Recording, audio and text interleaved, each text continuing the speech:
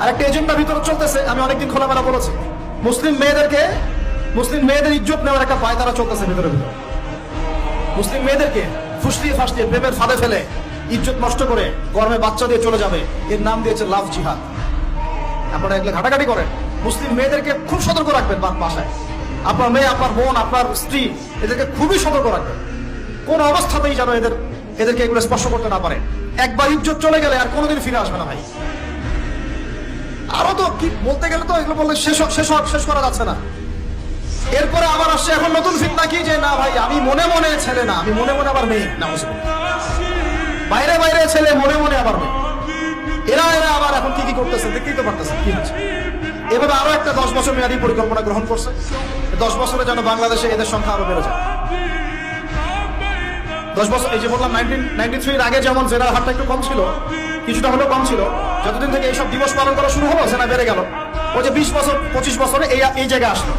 এখন যদি এইভাবে সমকামিতা, ট্রান্সজেন্ডার চলতে থাকে, আগামী 20 বছর পর কোন জেনারেশন আসবে আল্লাহ ভালো জানে। আর তখন এই বাংলাদেশের উপর কোন গজব আসতে পারে আল্লাহ পাক ভালো।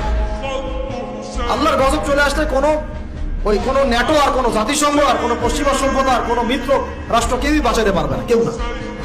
এই সহজ কথাটা আমরা বুঝতে চেষ্টা করতেছি না। আল্লাহ পাক আমাদেরকে তওবা করে ফিরে আসার তৌফিক দান করেন। এইগুলো চলতেছে।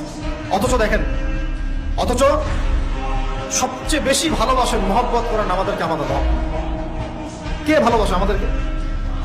আল্লাহ ছাড়া আসলে ভালোটা বাসেই বাকে। আমরা যে পবিত্র সম্পর্কে কথা বললাম, এই যে স্বামী স্ত্রীর সম্পর্ক, স্বামী স্ত্রীর মধ্যে মহব্বত, পবিত্র সম্পর্ক, এটা হালাল বৈধ, আল্লাহ পাক বৈধতা দিয়েছেন, কারণ আমাদের প্রবৃত্তির চাহিদা আছে। এই চাহিদা পূরণের জন্য আল্লাহ পাক আমাদেরকে হালাল ভাবে বিয়ে করতে বলেছেন। সমাজ বিয়েটাকে কঠিন করে ফেললো আর জেনাটাকে সহজ করে ফেললো। আজকে একটা হাদিস পড়ছিলাম, কিয়ামতের মাঠে শহীদরা পর্যন্ত ঈর্ষান্বিত হবে, নবীরা ঈর্ষান্বিত হবে একদল মানুষকে দেখে, যে আল্লাহ পাক তাদেরকে নূর দিবেন, চেহারা আলোকিত হয়ে থাকবে। তারা শহীদও হয় নাই, তার নবীও ছিল না, বরং তারা তাদেরকে দেখে ঈর্ষান্বিত হবে। আল্লাহ পাক বলবেন, এরা আমার সেই সব বান্দা যারা একে অপরকে মহব্বত করতো শুধু আমার সন্তুষ্টির জন্য। আর আমরা জেনাকে মহব্বত নাম দিয়েছি। এখন আমি এই জায়গাটা থেকে একটু ভিতরে যাই। দেখেন 1993 সালে এটা চালু হওয়ার পর থেকে কি হলো, আসলে হলোটা কি দেখেন। হলো মানে কি, একটু মনোযোগ দাও আমার দিকে তোমরা ইয়াংরা। যখন এটা লাইসেন্স পেয়ে গেল, পৃষ্ঠপোষকতা পাচ্ছে, তখন আসলে হচ্ছেটা কি? একটা জিনিস লাইসেন্স ছিল না, পৃষ্ঠপোষকতা ছিল না, মানুষ অল্প কিছু মানুষ করতো, সেটা আলাদা বিষয়। আর যখন একটা বিষয় মানে আপনি ঢাক ঢোল পিটায় উদযাপন করতেছেন, তখন এটা একটা কি পেয়ে যায়, একটা আনুষ্ঠানিকতা পেয়ে যায়, একটা লিগালাইজড হয়ে যায় জিনিসটা। মনে হয় যে ওটাই মনে হয় করণীয়, ওটা যারা করছে না ওরাই মনে হয় ব্যাকডেটেড, এমন হয়ে যায় বিষয়টা।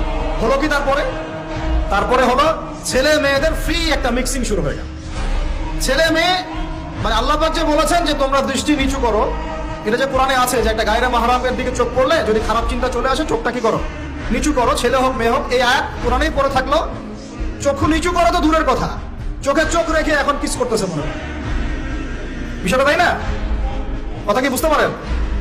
আল্লাহ পাক কোরআনে বলছেন, আমি শর্ট করে বলতেছি যারা আপনাদের টাইমটাও মানে একটা ফ্যাক্ট, আপনার বাসায় গিয়ে পড়ে দেখবেন।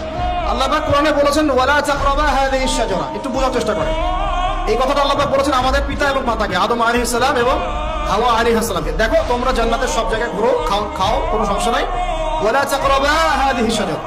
এই গাছে উঠবা না, কথাটা এমন না। এই গাছের পাতা ধরবা না, কথাটা এমন না। এই গাছের ফল টান দিও না, কথাটা এমন না। এই গাছের ছায়ায় বসিও না, কথাটা এমন না। আল্লাহ পাক বলছে ওয়ালা তাকরাবা। এই গাছের কাছেও আরো জোরে বলেন, এই গাছের কাছেও যেও। ফল খাওয়া তো দূরের কথা, গাছে উঠা তো দূরের কথা, গাছের নিচে বসা তো দূরের কথা, কাছেও সেম কথা আল্লাহ পাক সূরা বনী ইসরাঈলের মধ্যে বলছেন ওয়ালা তাকরাবুজ জিনা। তোমরা জিনার কাছেও, বলা হয় নাই যে তুমি দেখা সাক্ষাৎ করো না, ভ্যালেন্টাইন্স ডে পালন করো না, তথাকথিত তুমি ওর হাত ধরো না, তুমি ওর দিকে খারাপ নজর তাকিও না, তুমি ওকে কিস করো না, তুমি সব করো কিন্তু মানে বিশেষ কাজটা করো না, তার সাথে অন্তরঙ্গ মিলিত হয়েও না, এগুলো বলা হয়। কি বলা হচ্ছে? ওর কাছেও। আর আমরা এখন কাছে যেও না আল্লাহ কোরআনে বলেছেন, আর সমাজ বলতেছে এটাই হলো কাছে আসার গল্প।